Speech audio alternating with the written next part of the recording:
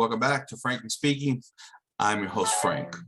So a big day in politics here with the state of Virginia gubernatorial race going to the Republicans, which is a big deal in politics considering Virginia was a blue state for the past couple of decades. And so, in that sense, hope is back again for the conservatives and the political right. But I would caution you guys once again to be cautiously optimistic.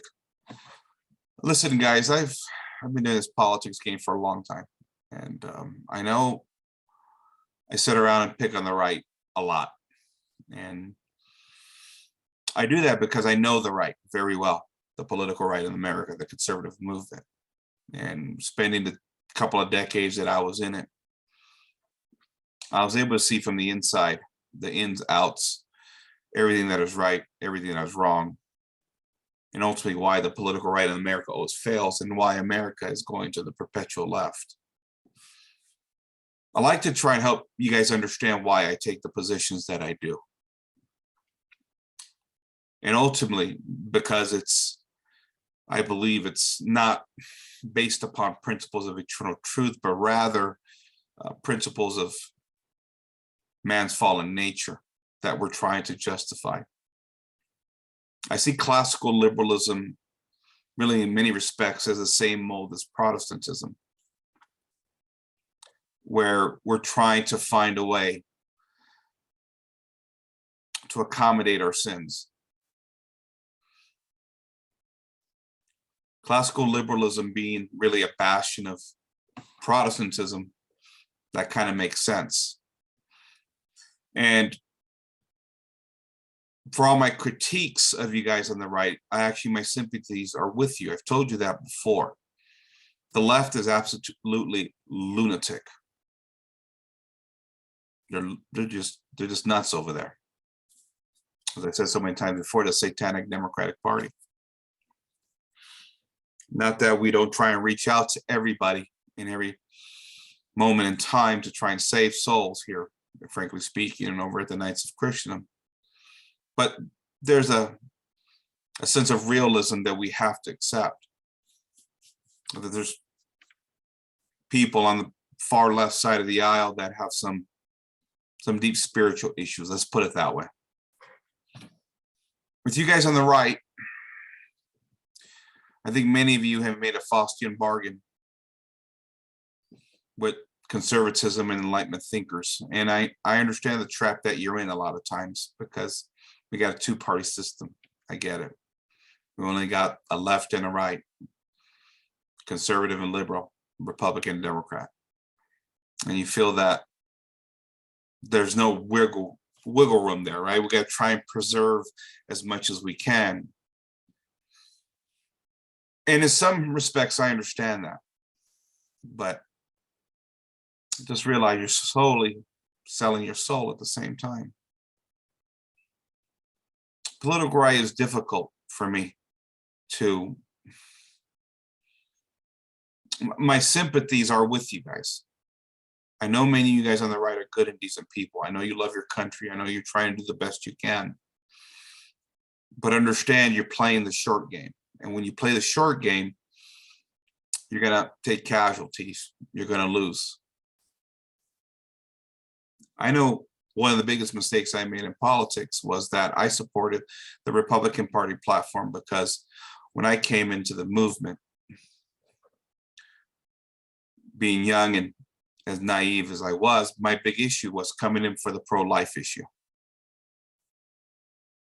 Because I've always believed that abortion is one of the most horrid practices the world has ever seen. It's child sacrifice, akin to the old pagan religions of, South America and other parts of the world. I've always seen it that way. The one gift the Lord has given me, I don't have a whole lot of gifts in this life, but the one gift the Lord has given me is a sense of moral clarity. That's why I believe what I believe in, and I haven't compromised. If you guys have been following me, my time on social media, a couple of decades now, I'm one of the most consistent pundits you will ever find. What I believe 20, 25, 30 years ago, for the most part, I believe today, at least in the moral realm, right? My faith is unwavering. And so there's a number of problems that the political right faces. Compromise of values, compromise of moral principles, and never establishing moral principles to begin with. That's a problem. And as we've elected conservative candidates that have continued to fail us, we've never held anybody accountable, because at the end of the day, it always comes down to just these two choices. Well, what are we going to do? What are we going to do? Let the communists come into power, let the Marxists come into power. It's a bad philosophy. It's a bad principle, because all you're going to wind up getting is the very thing you despise the most. This is why America's been heading to the left since the founding. At some point, you got to stand for true principles. You got to stand for first principles. I can accept an accommodation with an understanding. I can even accept an accommodation as long as we have our basic philosophical principles out in the open, and make our friends on the conservative side understand that their principles are wrong. I can still vote with people that I believe are wrong, but I'm going to get out my message. I'm going to let you know where you're wrong. The left is satanic, without a doubt. The right is wrong. The problem is that the right has elevated their politics to a sort of quasi-religion. I oftentimes reference here, right? I reference it, I should say. Right? Whether it's the worship of the economic engine of prosperity, or trying to win in the battle arena of ideas, all these sort of man-made kind of political concoctions that's supposed to impose this quasi-religious devotion to this political ideology, when in fact they all fall short. The first of which is the economic engine of prosperity. Granted, economics is important, finances are important, having jobs are important, being able to take care of ourselves materially is important. But when the only thing that you offer incense to, I guess you could say, is the economy, is money, and you say to hell with the culture, to hell with the family, to hell to moral principles, that's not a way to govern. In fact, you're going to set up a system where the left uses those other institutions or those other principles that you're ignoring to destroy not only your country, but the very economic principles you claim are divine origin. This is why I keep saying the left hasn't attacked as much economically as it has culturally, and as morally, and has destroyed the family. It's very important here. You got to understand that. With unhealthy family comes unhealthy cultures. With unhealthy cultures comes the abject corruption of the political system. You can't separate morality from the governing body of laws. You can't separate morality from the culture. You can't separate morality from the political system. Just look who's in DC, a bunch of morally corrupt men and women that are driving the nation off a cliff. You want to talk about the winning in the hearts and minds in the battle arena of ideas, fine. But again, what do you do about man's fallen nature? We have a society that's completely disordered. And when mankind's passions are disordered, convincing them in the battle arena of ideas doesn't mean jack crap to these people, nothing. When people are disordered, the only thing they want is their disorders appeased. You understand that? That's why a lot of these people on the far left are raging lunatics. You're not going to win with a person that's demonically possessed in the battle arena of ideas. You got to change the soul of that person. You got to show that person the light of Christ. If you don't do that, there's no changing people. We all know people that struggle with sin greatly. And we all know people that would justify sin to the very end. Take a person that's mired in sin and try them talk about that sin. It's almost impossible. Without the grace of God, it can't be done. Well, now take half this country that's mired in sin and in disorder and tell them, don't vote for the Satanic Democratic Party. Good luck with that. Our fallen nature, without true moral principles, has led us to a point where people want their sins ratified, justified, legalized. This is what we're facing here. You see this? It's not the economy, stupid. It's the social issues. It's how the left continues to win.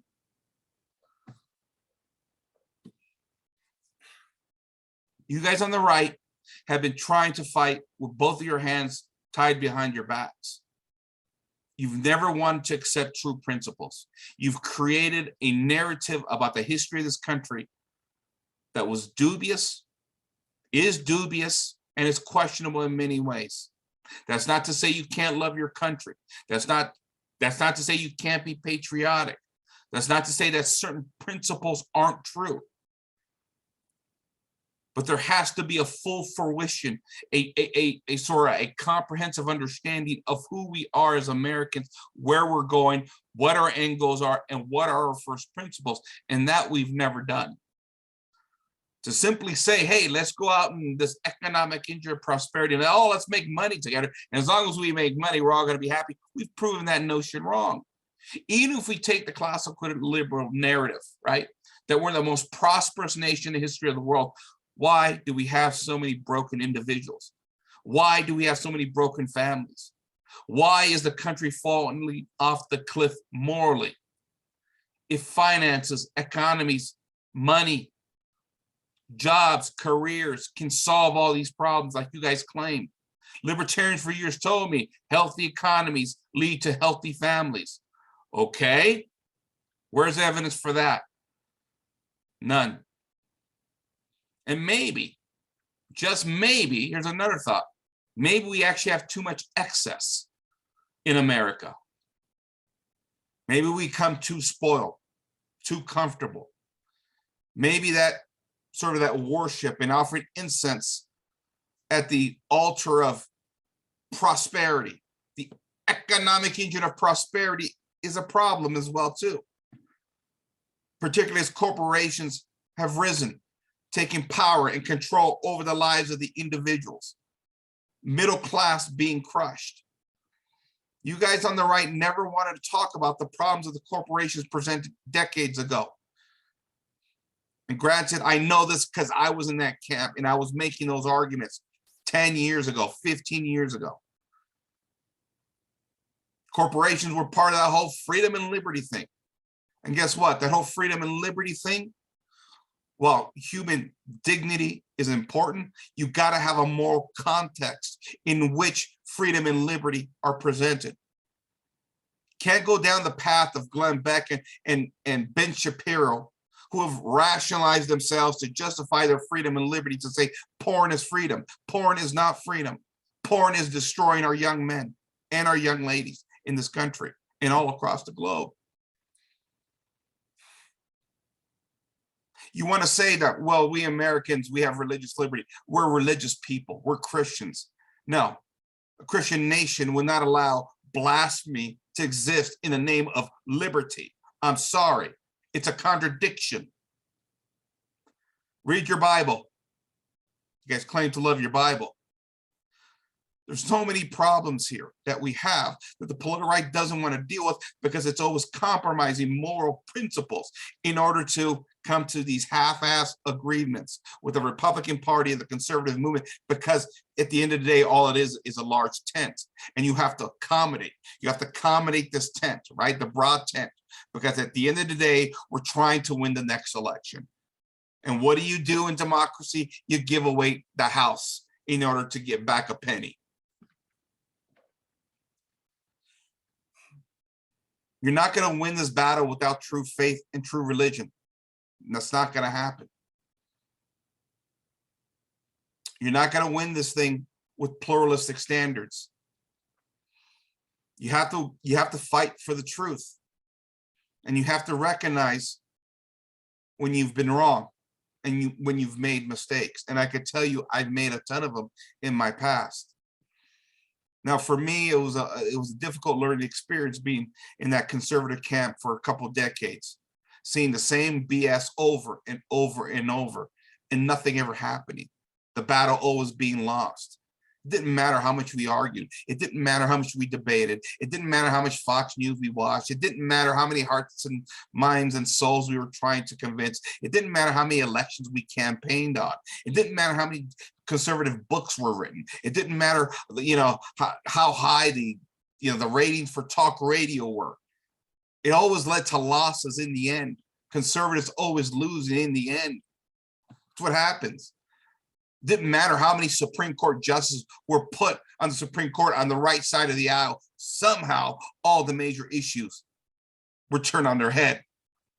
Those supposed conservative justices found a way to draw straws, which ones were going to screw us next, right? It didn't matter how many Republicans we put in the White House, even with the House and the Senate, and they never passed any domestic legislation that did the conservative movement any favors.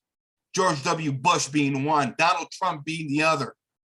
Didn't matter how many political promises were made to overturn atrocious liberal legislation like Obamacare. We were promised that was going to get overturned, and it wasn't. They found a way to keep it into law. And I don't want excuses about the numbers in the House and the Senate. They had control. The left knows how to whip their people into shape. The political right doesn't, because at the end of the day, it's not about the numbers. They're playing for the same team, right? And all you right-wingers that at one time defended the corporations as part of this whole freedom and liberty thing, but then opposed Obamacare, guess what? The healthcare companies were in the White House writing the legislation with Obama. They saw dollar signs. They saw 40 more million customers and raising prices and rates on the middle class. I can tell you, my rates quadrupled after Obamacare passed where I live. I'm just letting you know, crushing the middle class. And the middle class is being crushed again now by inflation. At some point, you guys on the right have to stand for true principles. You can only accommodate so much. You can only compromise so much. You can only give so much. At some point, you have to demand results. What are the results? Tell me on domestic policies, apart from a tax cut. And let me give you a little secret. Everybody likes tax cuts. Even liberals like tax cuts, right? Publicly, they have to take that whole, tax cuts for the rich crap. But how many of them actually send their money to the IRS, right? After they receive their tax cuts. Bottom line is, America's all about money. And Americans love their money. And Americans are not going to send their tax cuts back to the government for altruistic purposes. Tax cuts pass because everybody loves tax cuts, even those that have to pretend on TV that they don't like them, right? Listen, I've lived through Reagan. I've lived through George W. Bush, George H.W. Bush, Donald Trump. What major piece of domestic policy did we ever get from the Republicans? And there were several times they've had control of the House and Senate. When? Remember all the record numbers of Republicans in power after Trump came into office? What did we get? When's the last time you saw a Republican president use any political capital to overturn Roe v. Wade? When?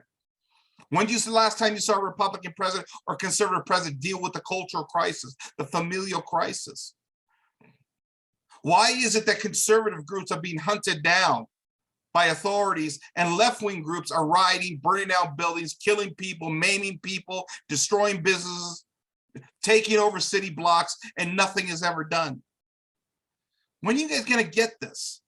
When? You have to understand here. I was once you. I was on your side. And in many respects, I still am. But you guys have to understand this game is rigged. It's rigged. And it's because we've never stood for true principles, and we've embraced certain man-made Enlightenment principles as eternal truth, or at least substituting for eternal truth. At some point, all of this has to matter. Listen, I worked on the George W. Bush campaign in an unofficial capacity. I remember living in Riverside County in California. I used to go down to the San Marino Valley GOP office. They used to hand me the campaign signs. I used to get 20, 30 at a time. I used to be out in Riverside County 1, 2, 3 in the morning, putting these signs up everywhere. I was a young Republican, young conservative, going to junior college, man. I was idealistic, man. I was going to go out there, change hearts and minds, man. And we're going to take back a moral club for the conservative movement, right? What did George W. Bush give us? We won the campaign. We did the work. What did we get? A war? A war that I'm not even sure was justified at this point. And yeah, I defended the war at the time like an idiot, because I thought George W. Bush was going to overturn Roe v. Wade. He was going to fight for that. We finally had a Republican president with the House and the Senate, and all I got in return was a big kick in the balls. What domestic policy did we get? What atrocious liberal policy did we get? Got nothing for George W. Bush. Listen, Ronald Reagan, I like Ronald Reagan. I think he was a decent guy. He promised to abolish the NEA, National Education Association, the teachers union, which has been terrible for children and schools for the past 40, 50, 60 years. That's what that Virginia race was all about the other day, by the way. Education, the indoctrination that's given to kids, that those millennial children, kids that are now going to be running the country soon, that you guys know are very problematic. Whatever happened with abolishing the NEA? Nothing ever came of it. Nothing at all. We always talk about school choice, right? School voucher. When does that ever happen? What politicians has ever kept that promise? What have Republicans and conservatives actually ever given you? Take your mind off the ideological vision of what conservatism is supposed to be, and tell me reality on the ground. What have conservatives done? And how truly confident are you, if they get power again, that they're actually going to do something that's right and just, even from a conservative perspective, right? I critique the right because I'm done with the games. I'm done with the smoke and mirrors. I'm done, excuse my language, with the bullshit from these guys. I'm done with the bullshit from everybody in this political system. The country is going off a cliff financially, and morally, we're a pus hole. We're equivalent to Sodom and Gomorrah at this point in time. Conservatives used to laugh at the Netherlands for its moral debauchery. How are we any better than the Dutch at this point in history? We have all the same moral depravities, and guess what? We ship it overseas to all the other countries of the world. And I know you guys are the right to see it. I know you see, because you guys are telling me. I actually got a question from a classical liberal friend of mine asking me if he thinks, the American government is evil. The level of corruption in this political system, and really the worldwide political system, it's unquestionable at this time. The question is, where do we go? Do we just stick with what we have, or do we try and come up with some new ideas? And that's what we try and do here. And frankly speaking, at KOC, we're giving you solutions that our ancestors got right. Ancestors that ran a much healthier civilization than we did. Okay, I know, Frank. America will never be Catholic. Well, that's your lack of faith. That's your lack of faith. Because the reality was, in the 40s and 50s, America was on its way to being Catholic. Archbishop Fulton Sheen was reminding us when he had the #1 TV show in the country.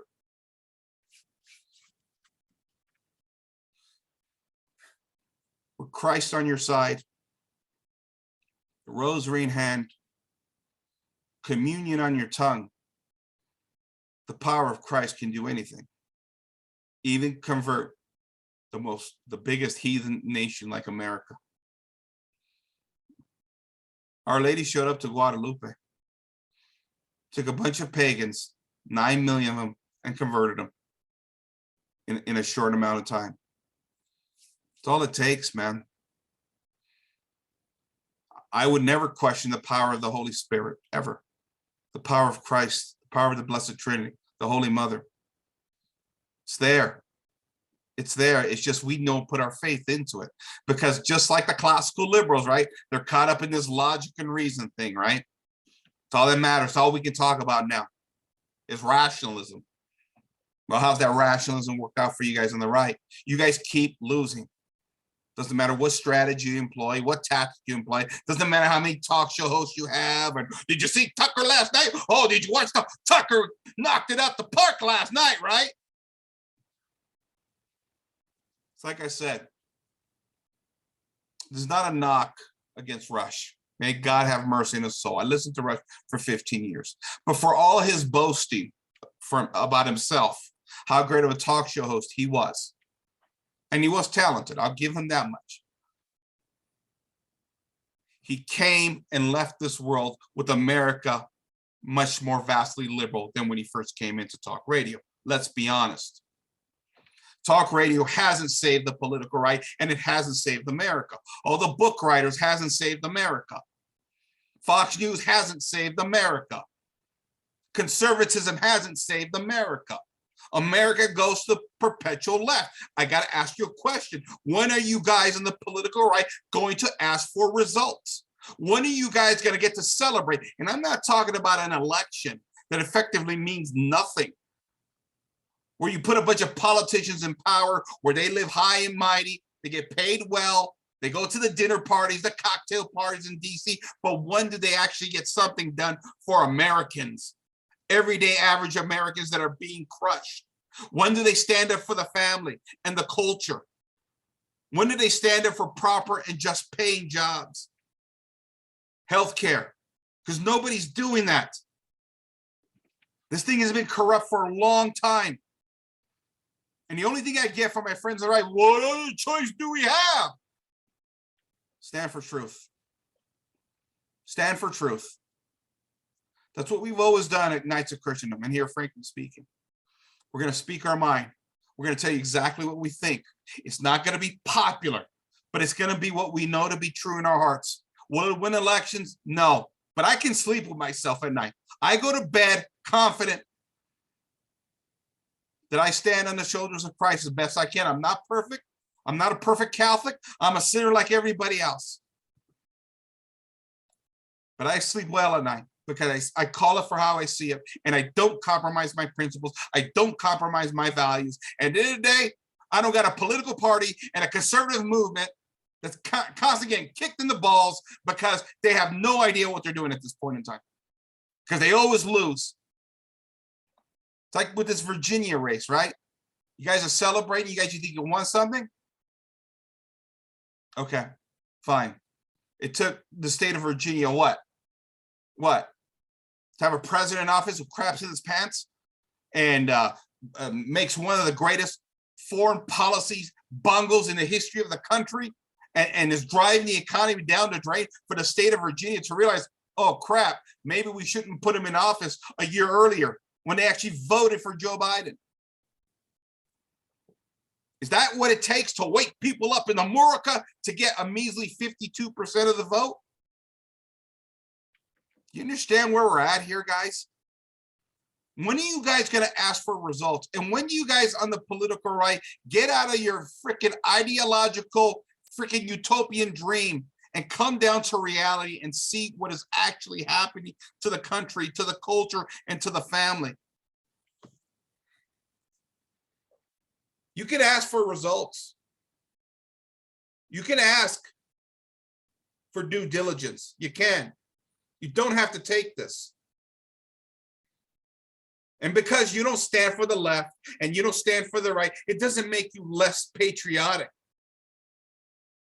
To hold your country accountable for its sins, it's not anti-patriotic.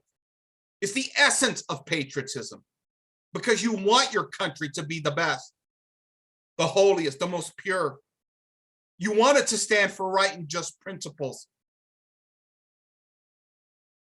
In America, it's like I said to you before, It legalized, endorsed, celebrated, funded, and shipped overseas every mortal sin our ancestors ever condemned.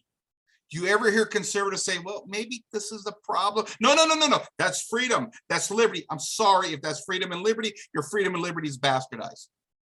It's bastardized. You don't sacrifice true principles of morality for freedom and liberty that destroys culture and family. It goes back to the porn argument. Ben Shapiro, Glenn Beck. These guys are crazy. These guys are nuts. But they make a nice living preaching this BS. So I ask my friends on the right, when will you hold the political right accountable? When will you hold the conservatives accountable? Because it seems like all they've done is failed you time after time after time after time. I'm not here to bash you. I'm not here to bash America. I'm here to tell you the truth. I was on your side. You're on the losing team.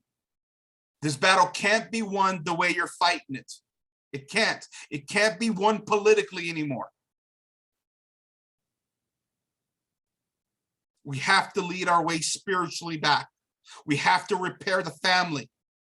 And as we repair the family, we repair the culture, and eventually it will creep into the political system. There's no fixing this without fixing the family. And there's no fixing the family without proclaiming Christ as our King. Guys, I'm telling you this for your own good. Especially you young men out there that are younger than me. I was there where you're at. I was just as ideological as you guys. I thought, man, with the proper book writers and all the talk radio hosts, we got truth on our side. We're going to go out there, change hearts and minds, man. Nothing is going to stop us. These lies, these liberal scumbags, they tell all the time. Oh, people are going to see through that. We're going to just go out there, fight, fight, fight, fight. Here we are. Nothing ever changes in America. It goes further and further and further to the left. And quite frankly, I'll be honest with you. I'm too old and I'm too sick for this BS at this point in my life. I'm tired of being BS'd. I'm tired of being BS'd by politicians. I'm tired of being BS'd by political ideologies.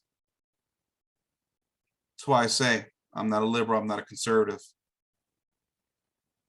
I very hesitantly call myself an integralist.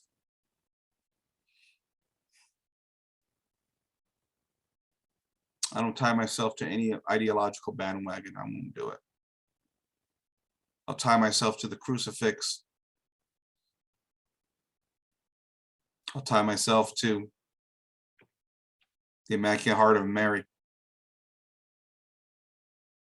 And that's pretty much it now. I'll continue to give you guys the truth how I see it.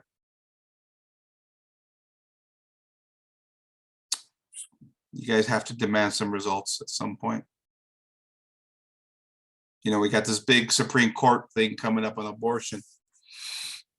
I read an article how I think it's going to come down to Gorsuch and who's the new chick, the Catholic chick they put up there. I forget her name now. And there's concerns because I believe they're both Christians, Catholics, but there's concerns that they're not going to overturn Roe v. Wade. And a friend of mine texted me today and said, what do you think? I said, well, I think they're going to draw straws to see who gets to kick the political right in the balls again. Because that's how the Supreme Court always works. Have you ever seen a Supreme Court justice that was appointed by a Democrat turn to the right? Have you ever seen that? No, you haven't. You're not going to see it. But how many Republican appointees have you seen turn to the left? Quite a few. Though they've changed their tactics recently. I actually think whenever these major decisions come up, back doors, they actually, you know, the 4 or 5 Supreme Court justices, right now we have 5, I think, appointed by Republicans. I actually think they sit back there and they draw straws to see who's going to take really the shot on this one in order to kick the political right in the balls. That's how they do it. They just rotate. They just rotate who screws this one up on all these major decisions. Call me conspiratorial, but I've lived a lifetime never seen anything done right in America in regards to morality. I've been on the pro-life side for 30 years of my life. I don't want to hear about the Mexico policy and crap like that. I want the thing overturned. I want it against the law. And I'm most likely never going to see it in this lifetime because, like I said in a previous show, abortion and contraception are too convenient to the usury system. The oligarchs love abortion and contraception. It fits perfectly for this slave wage labor. See, there's so much here that's at stake that we don't understand. We believe as individuals, us little guys, we have the right to vote. Self-governance, my opinion matter for something, damn it. When in fact, it's been the political right that argue that corporations could put in as much money into elections as they want in the name of freedom and liberty. And look how that worked out for them. Corporations screw them. Now, all of a sudden, they realize corporations, maybe we made a mistake. Let me tell you something. The political right's made a lot of mistakes, starting with first principles, starting with the rejection of true faith and true religion, and embracing indifferentism, starting at the founding of the nation. They never even held the founding fathers accountable for the chaotic religious beliefs, their indifferentism, and how they started the nation. See, the problems actually begin there. Instead, we go down this utopian path of believing what we want to believe, right? I got no problem with reverence for the founding fathers when they stand for true principles. But they were fallen men. And they were not writing holy writ like the apostles of Christ. And yet the political right in America treats the apostles of the Enlightenment with greater reverence than the apostles of Jesus Christ. And I would suggest that's a major problem. Everybody needs to be held accountable. There's a dark satanic cloud that has encompassed the world. And conservatives see this now. It's hard to even deny now. And that's why I say everything is on the table for me. Questioning the political parties, the political ideologies, the political system, and yes, even the founding fathers. I question everything at this point in time. And I don't do it to malign anybody. I don't do it because I hate anybody. I do it because this is how I come to search out truth.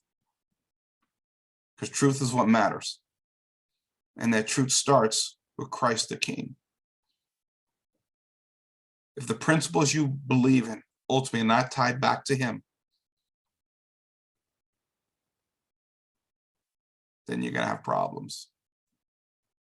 The Enlightenment thinkers, the apostles of the Enlightenment rejected Christ. They might have used his name abstractly because we're coming off the heels of Christendom, where the vast majority of the world still believed in it. See, politicking is very important in order to get your support. Because in a democracy, it's not about truth. It's actually not even about votes or elections. It's about faction, creating faction. And that's how some of these scumbags are in DC get into power.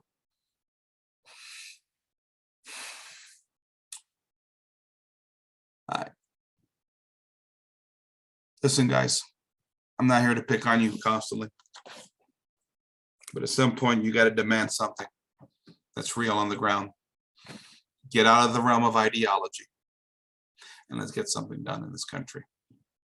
And if we don't get something done, you hold people accountable. And that's what we do here, frankly speaking, Knights of Christendom. I'm not dealing with the BS anymore. I'm done with it. This is Frank signing off, frankly speaking. Good night, everyone.